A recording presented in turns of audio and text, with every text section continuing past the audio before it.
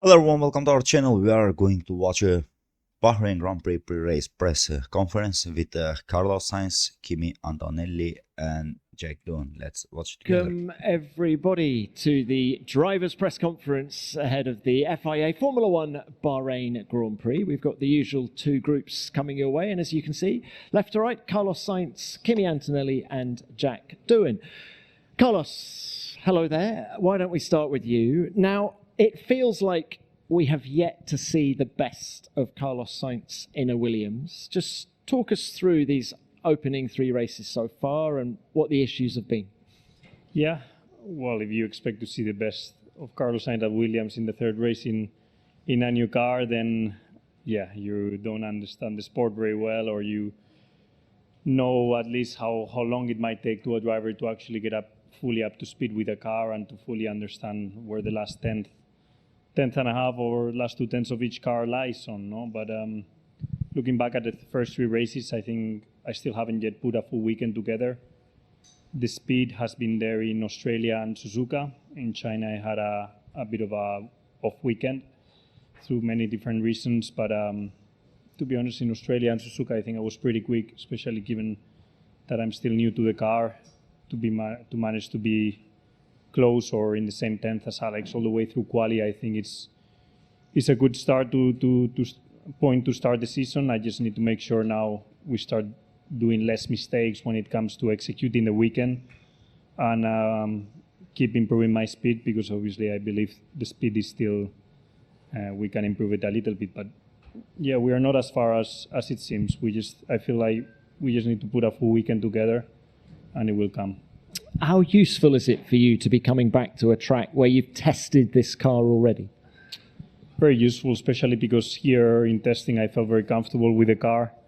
Actually, it's a balance and a car that I've been looking forward to target in the recent races. Given I was not as happy in China, I looked back at the test to the setup that we were running here, and I was keen, together with the team, to try and put the car somewhere closer to the way it felt in Bahrain test, because there I felt like I was up to speed and driving fairly natural, and I didn't have to think so much while driving.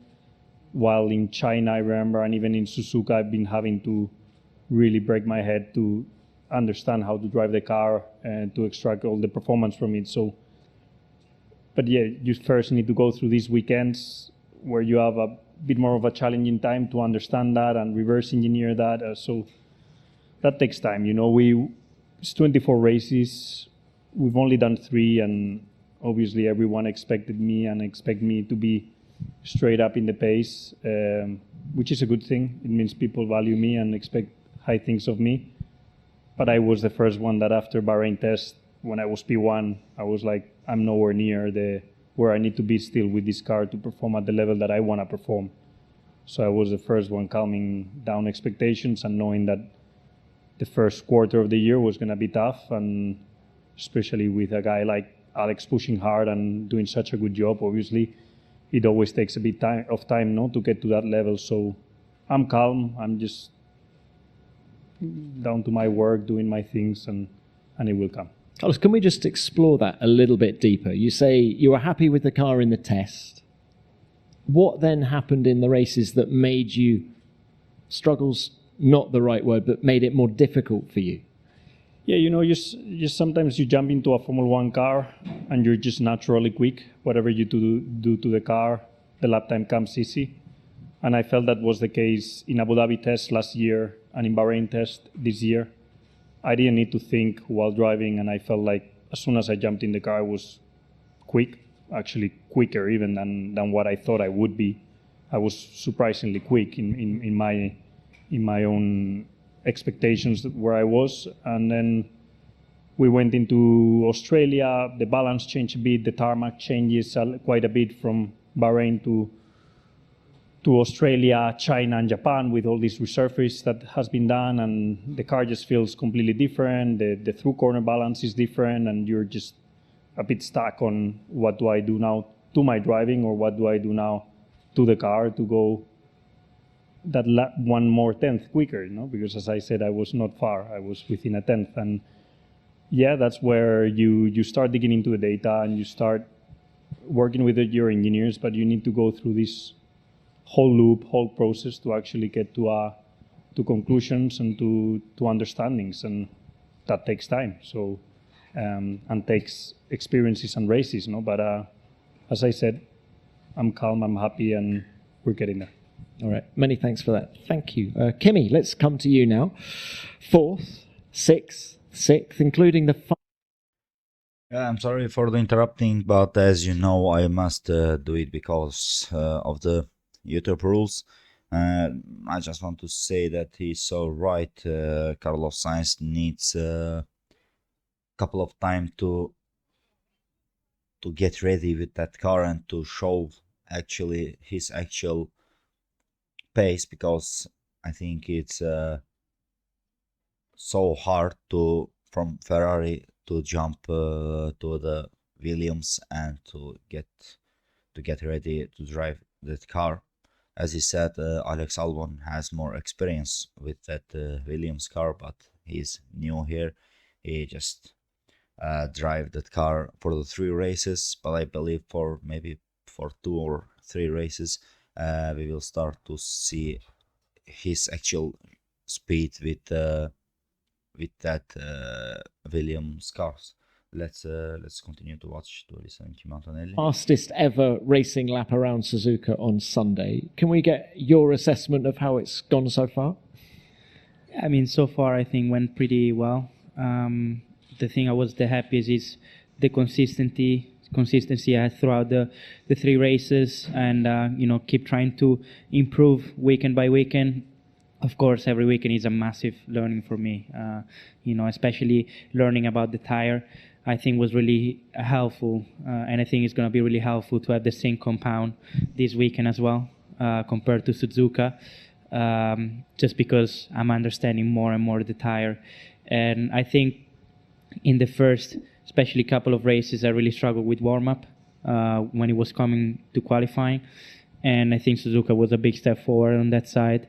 So obviously massive learning, and but so far I'm happy with how he's going. Of course, George is driving really well, and it's really helped me to develop and push myself even further. But I'm happy because I'm getting there slowly. George is having his best ever start to a season in Formula One. When you look at his data and compare your data, where are the big areas where you feel you can still improve?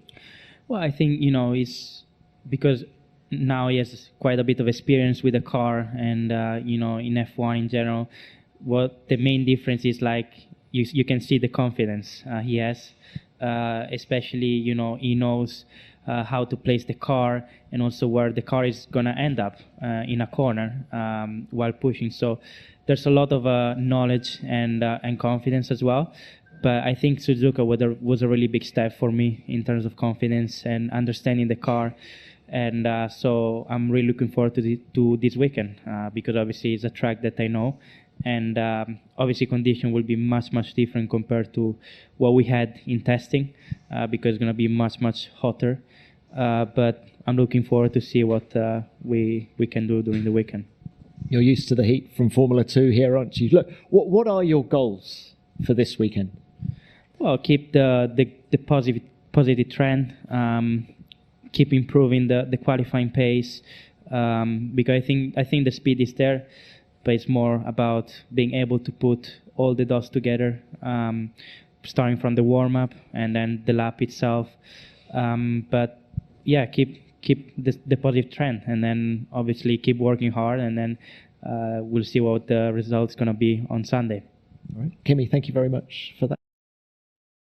Yeah, he's so right. He's just learning the car. He had a very perfect performance at the Suzuka, but I think I believe that we are not going to see performance like that from the Mercedes, because in a hot air there is rumors that Mercedes is not working properly. But we will see what will happen. But in a normal race and in the future, I believe that just Kimi will become, let's say, faster than George Russell.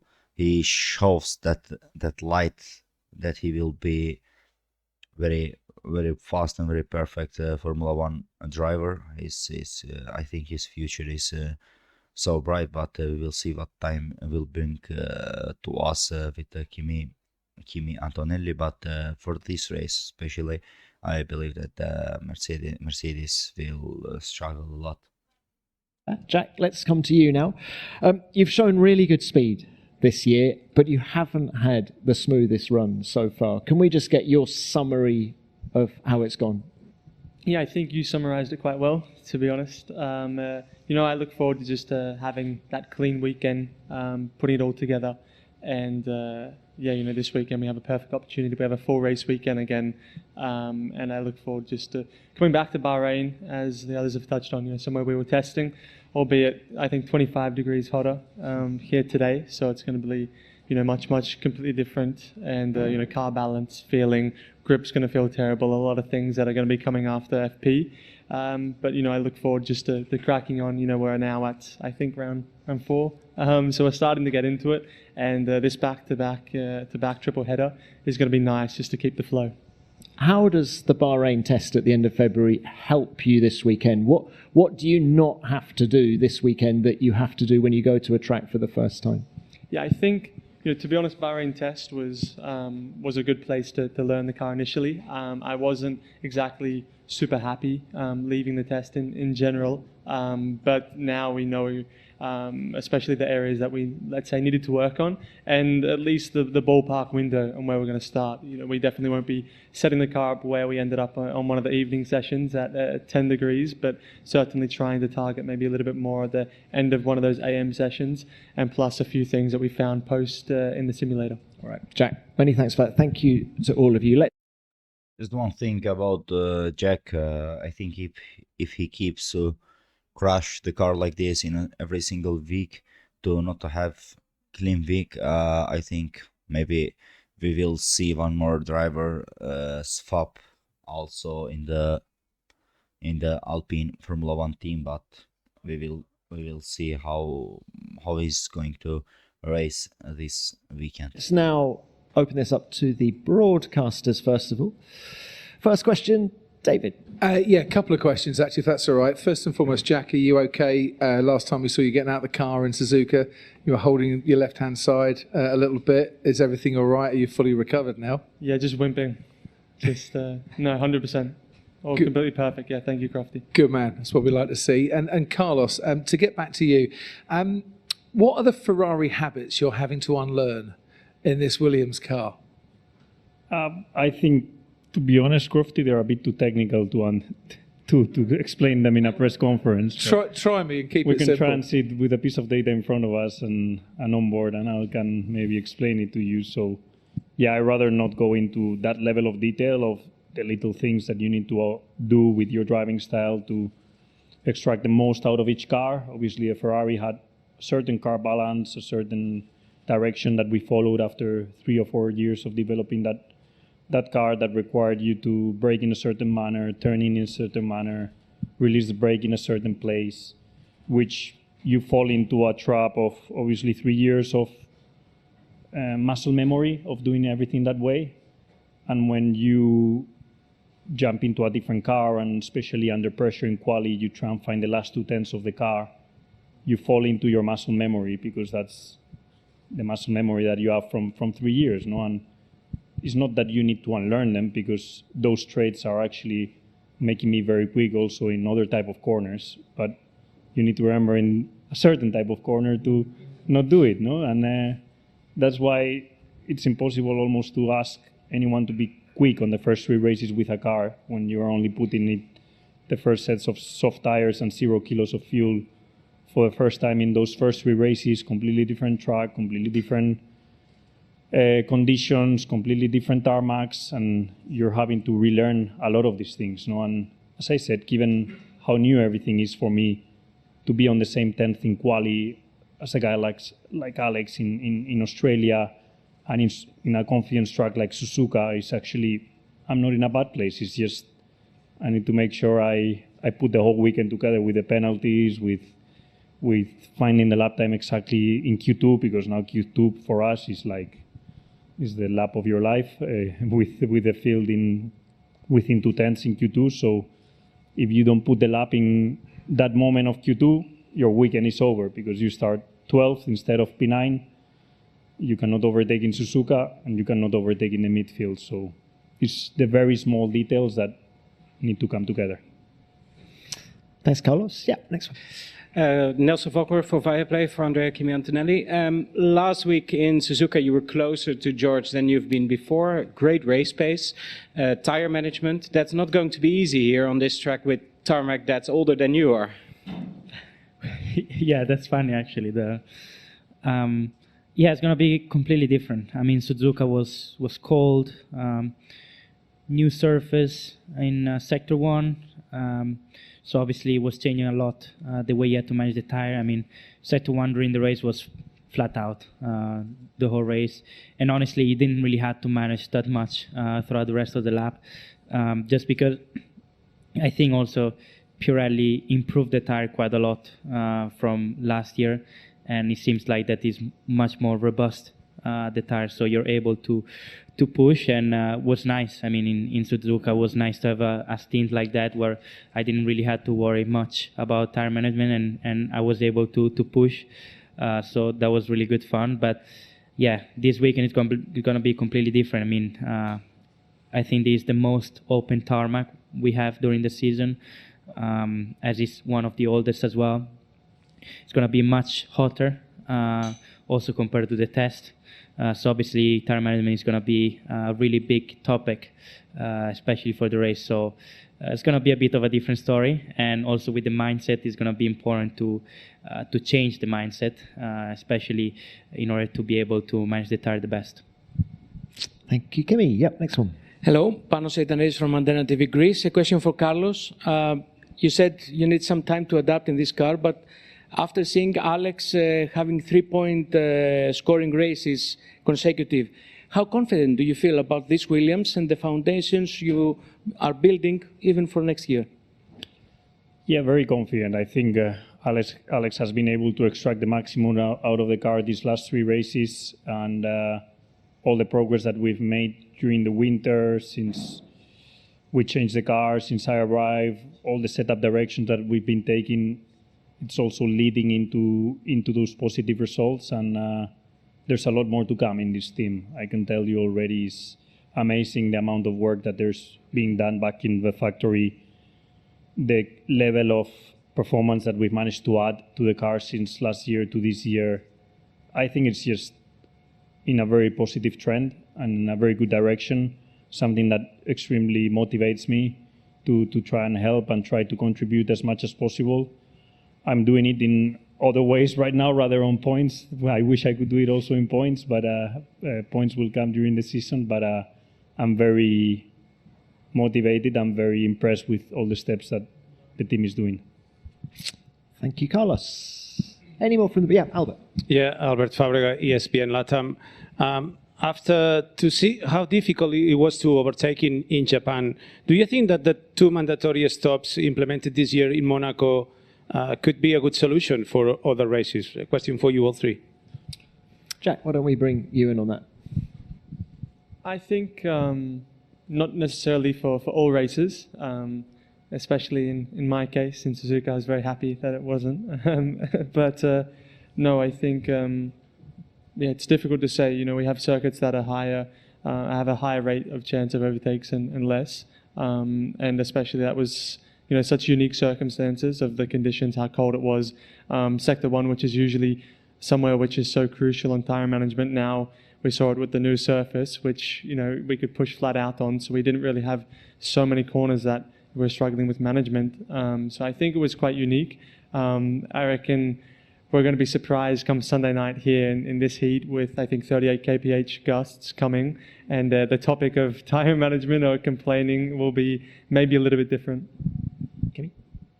Yeah, I mean, nothing more to add. I mean, I think Suzuka, you know, it's an amazing circuit to drive, but obviously to racing is quite difficult because, you know, the car is getting more efficient. You're able to run less downforce with the rear wing, so the DRS effect is even less.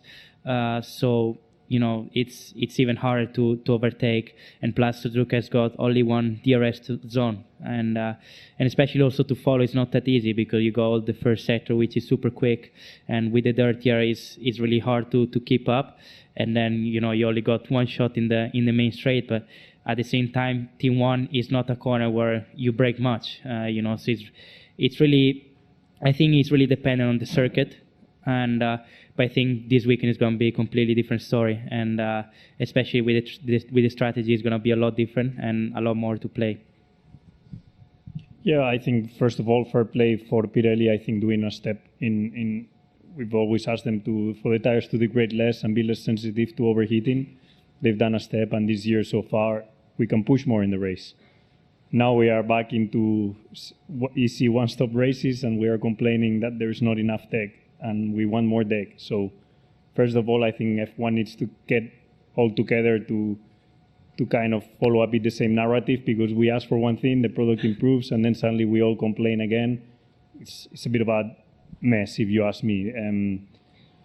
What creates overtaking, in my opinion, is to have a delta to the car in front. If you're only 1/10 quicker in F1, you're never going to pass. You need to be 5, 6, 7 tenths quicker than the car in front around Suzuka to overtake. And the only way to generate that in Suzuka is with degradation. You cannot generate anything else. No. And so I would be happy if they're going to maybe go a step softer in compounds, given that the tire is more robust. Going softer in compound will increase degradation and increase a bit the chance of overtaking. But if you go for the 3 compound in a track like Suzuka, for example, you'll have flat out racing with the 3 compounds and the pit stop laps always more or less same way that we all stopped in 1 lap. I think you will not get a tire delta or an overtaking delta. So for me, it's more trying to make sure the races are always between a 1 and a 2 stop, because like that you will have teams trying to do 1 stops with high degradation and other teams running faster on a 2 stop to try and overtake and make it to a flag. So that's my opinion, but as I said, we need to kind of all organize a bit our thoughts and give Pirelli a more of a clear understanding and target. All right, thank you, Carlos. Yeah, Nelson, back to you. Question for Jack. Last week you missed FP1 for a rookie session, even though you're a rookie yourself. For a driver that's now no longer part of the same program, were you surprised, and how was it communicated to you that you weren't going to take part in that session, even if you needed the track time? Yeah, no, I was sort of something that was, to my knowledge, very early on in the year, way before testing, before the start of the year. So, there were reasons around the positioning of that FP1, and very early on, I know these things were not in my control. So you just suck it up and push on and take it as it comes. Yeah, we are at the end of the press conference. Just thank you for watching this press conference with us. We will be back together with you on a second part of the pre-race press conference. Just don't forget to follow the channel, like the video, and comment it.